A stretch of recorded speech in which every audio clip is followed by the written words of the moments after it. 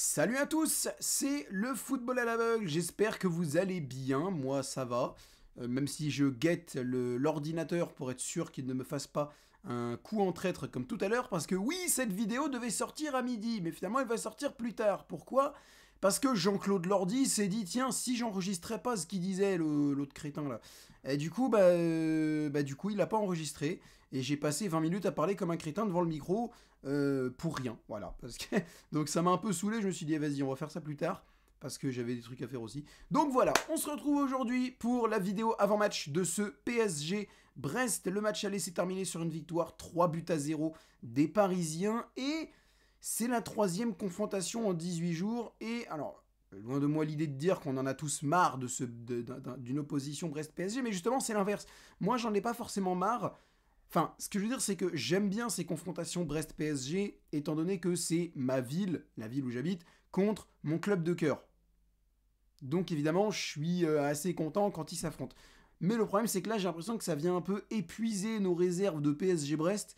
Ça vient un peu Enfin, on a un peu ras-le-bol de voir des PSG Brest. Donc pour que ça ne devienne pas rasoir d'avoir un PSG Brest, j'aimerais bien qu'on arrête de s'affronter pendant quelques mois au moins, de s'affronter au moins à la Ligue 1 la saison prochaine.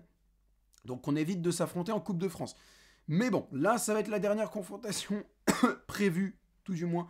Demain, ce sera donc à 21h, et peut-être qu'on s'affrontera en demi ou en finale de Coupe de France, mais ce sera que à partir du début avril, donc ça va. On a quand même le mois de mars pour respirer des PSG Brest, parce que je pense que même les Brestois en ont un petit peu marre, je pense, de ce PSG Brest, parce qu'on connaît les joueurs, parce qu'on c'est les mêmes oppositions tactiques et tout et tout.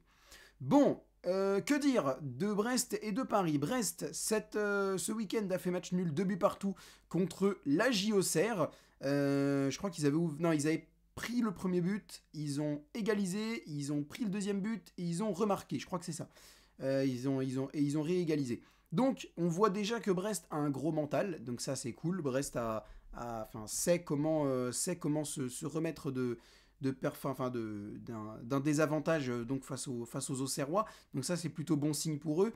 Et du côté du PSG, il y a une victoire poussive contre Toulouse, 1-0, parce que blablabla, les blocs bas, blablabla, ils sont méchants, blablabla. J'ai pas envie de passer un coup de gueule énorme sur ça, juste les gars, je ne leur en veux pas spécifiquement pour le match contre Toulouse, parce que les performances d'avant sont largement acceptables, donc un mini coup d'arrêt, même si tu as gagné, c'est un mini coup d'arrêt face à Toulouse, c'est pas grave. Par contre, il va peut-être falloir à un moment arrêter de se cacher derrière les blocs bas tout le temps, parce que les petites équipes, oui, elles se mettent en bloc bas. Parce que les gars, vous êtes supporters d'un petit club qui a besoin de points. Vous affrontez un gros. Qu'est-ce que vous faites?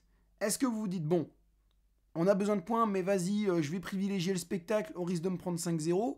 Ou alors, rien à foutre. Moi, si je peux obtenir un point, voire 3, en mettant une défense à 5 derrière et en contre-attaquant, je le fais. Surtout que, imaginons encore, tu sais, contre le PSG, tu voyais que ça marchait pas. Imaginons, tu voyais que ça marchait pas, peu importe, tu mets le bloc bas, tu te fais contourner, tu prends 4-5-0. Bon, bah vas-y, joue ton jeu, parce que de toute façon, en bloc bas, ça marche pas. Mais là, ça marche. Regardez Toulouse, comment ils nous ont posé des problèmes. Les autres matchs aussi de la saison contre Reims et tout, ça a été compliqué. Donc les gars, c'est normal que les petites équipes jouent en bloc bas contre nous, parce que ça marche. Donc au lieu de s'énerver contre les blocs bas, eh ben, il faut trouver... Enfin, nous, non, les supporters, on n'a pas à trouver des tactiques pour ça, mais il va falloir demander à Luis Enrique et au staff de réfléchir à une vraie tactique pour contrer un bloc bas, pour contourner le bloc et pour aller mettre des buts. Parce qu'il y a un moment, tu peux pas tout le temps te cacher derrière le bloc bas. Oui, mais ils étaient tous derrière. Ouais, mais t'as moyen, je sais pas, fais quelque chose. C'est pas juste, oh là là, bon bah écoute, hein, ils sont en bloc bas, on va tenter, on tentera on tentera une prochaine fois. Bah non, frère. Parce que rien, même même des gros comme l'Atlético Madrid, ils font pas exactement un bloc bas, mais c'est un peu dans le même style, j'ai l'impression.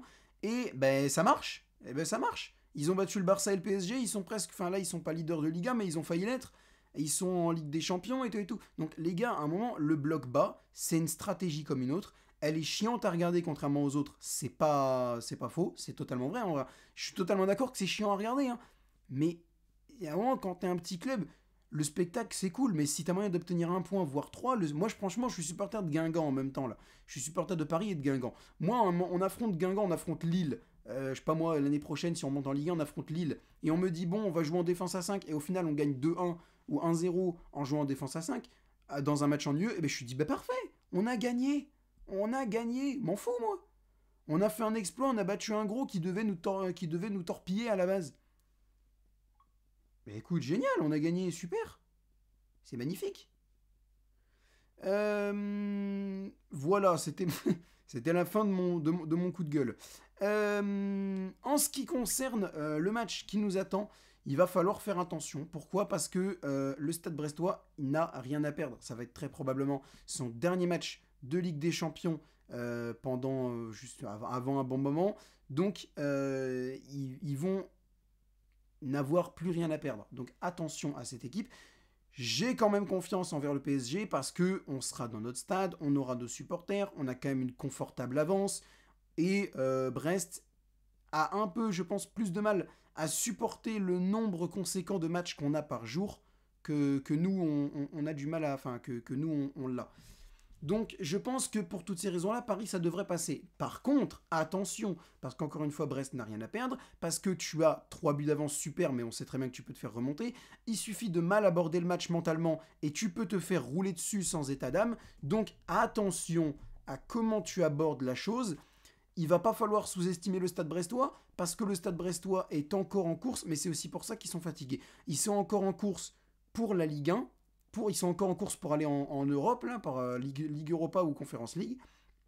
Ils sont encore en course pour la Coupe de France. Ils sont en quart de finale, ils vont affronter Dunkerque, donc ça pourrait passer pour le Stade Brestois, qui pourrait donc se retrouver en demi-finale. Et en Ligue des Champions, ils sont encore là, ils viennent d'enchaîner le Real, le Barça, Leverkusen, le PSG, machin, machin. Donc ils sont fatigués, mais attention, parce qu'ils ils enchaînent les matchs, donc ils ont un bon rythme, peut-être un rythme un petit peu trop intense d'ailleurs pour eux. Donc en fait, il va falloir gérer ça. Si tu entames bien la rencontre, ça devrait le faire. Et moi honnêtement, je pense que on va gagner ce match. Mon prono, je le donnerai après, mais on va gagner ce match. Par contre, l'hypothèse de perdre sans se faire éliminer, elle est tout à fait acceptable. Enfin, elle est tout à fait envisageable, pas acceptable, mais envisageable. Pourquoi? Parce que tu peux perdre 2-1, mais tu peux garder enfin, tu peux rester leader. Ça, c'est possible. Mais attention à ce qui va se passer, parce que le Stade Brestois, ils ont envie de partir avec les honneurs. Donc s'ils peuvent gagner 2-1 au Parc des Princes, même en se faisant éliminer derrière, ils vont le faire. C'est pour ça qu'il va falloir être bon et mentalement bien aborder la rencontre. Ça va être primordial. Ça va être très clairement primordial. Est-ce que j'ai autre chose à rajouter avant mon prono? Non, pas vraiment. C'est ça, ouais, il va falloir bien aborder la rencontre. Attention à Brest, même si je pense on va passer, mais on peut perdre. Ça, c'est une chose qu'on doit envisager. On peut perdre ce match, c'est possible. C'est possible. Attention à ne pas être trop confiant. Normalement, l'avance, elle est bonne. L'avance, elle est bonne. T'as 3 buts d'avance, voilà. Si t'en avais que 2, là, ce serait plus compliqué, parce qu'à 2-0, ça peut aller très vite. Tu prends un but, tu te désolidarises, tu prends le deuxième, tout va mal, et bam. Donc là t'as 3 buts, donc ça peut le faire. Normalement, ça va le faire. Mais attention quand même, attention, le Stade Brestois n'est pas si simple à jouer que ça. Et on s'en est rendu compte, le Stade Brestois, généralement on les bat, mais ils nous font quand même chier. Regardez, le match aller, rien que le match aller. La première mi-temps, à partir de la 20e, on galère complètement à cause de Nuno Mendes qui est une porte ouverte. Le match de Ligue 1, tu gagnes 5-2, oui, mais tu mènes 1-0, tu te fais remonter. Tu mènes 3-1, tu te fais remonter à 3-2. Donc attention à cette équipe de Brest, rien n'est joué. Rien n'est joué. Mon prono, je dirais 2-1 pour le PSG dans un match assez difficile. Je pense qu'on abordera à peu près bien la rencontre, mais Brest va tout donner, même si je pense que ça va le faire. Donc voilà, je dirais 2-1 pour le Paris Saint-Germain, avec des buts de Ousmane Dembélé et de Vitinha pour les Parisiens et un but brestois. Je dirais Abdallah Sima.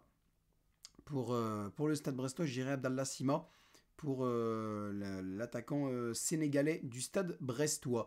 Donc en cumulé 5-1 pour les Parisiens qui affronteront donc après soit Liverpool, soit le FC Barcelone.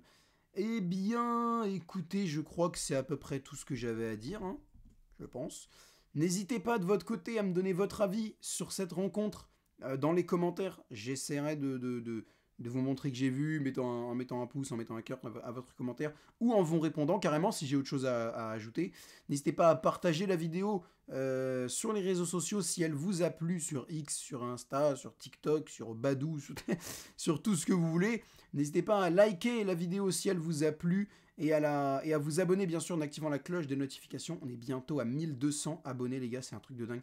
On va bientôt les atteindre les 1200. Donc n'hésitez pas à vous abonner et je vous dis à vendredi midi pour... parce que là il n'y aura pas de vidéo demain ni dimanche, ni jeudi, il n'y aura pas de débrief de Benfica Monaco ni de PSG Brest. Donc je vous donne rendez-vous vendredi midi, soit tout seul, soit avec le GOAT Benjamin, pour le tirage au sort de la Ligue des Champions et de la Ligue Europa. Et le vendredi soir pour France-Norvège chez les féminines. Début du live à 20h40, début du match à 21h, 21h, je sais pas. Si ça commence à 21h, je démarre à 20h30. Si ça commence à 21h10, je démarre à 20h40, 45. Mais je sais plus si c'est 21h ou 21h10. Et samedi, à partir de 16h30, Lille-Monaco, début du match à 17h. Et samedi, à partir de 20h30, Auxerre-Marseille, début du match à 21h. Salut à tous!